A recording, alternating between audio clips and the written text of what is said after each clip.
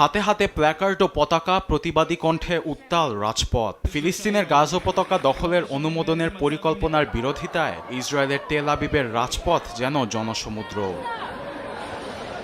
Israeli প্রধানমন্ত্রী Benjamin Netanyahu বিরোধী আন্দোলনে শনিবার তেল আবিবের সামরিক দপ্তর প্রাঙ্গণে অবস্থান নেন 10,000-এরও বেশি মানুষ। তাদের দাবি, গাজা দখলে সামরিক আগ্রাসন বন্ধ ও জিম্মি মুক্তি। বন্দীদের ক্ষতি হলে নেতানিয়াহুর শেষ দেখে নেয়ারও হুঙ্কার দেন স্বজনরা। ইসরায়েলই নয়, নেতানিয়াহু বিরোধী আন্দোলনে উত্তাল বিশ্বের নানা প্রান্ত।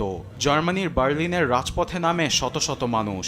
গণহত্যা ও খাদ্য সংকটকে যুদ্ধাস্ত্র হিসেবে ব্যবহারের জন্য তারা নেতানিয়াহুর বিচারের দাবি তোলেন।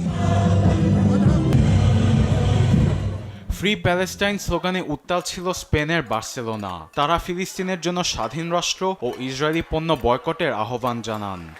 একই দাবিতে থালাবাসন ও ফিলিস্তিনের পতাকা হাতে রাস্তায় নামে চিলির জনগণ। ইসরায়েলের সঙ্গে কূটনৈতিক সম্পর্ক ছিন্নেরও দাবি তোলেন বিক্ষুব্ধরা।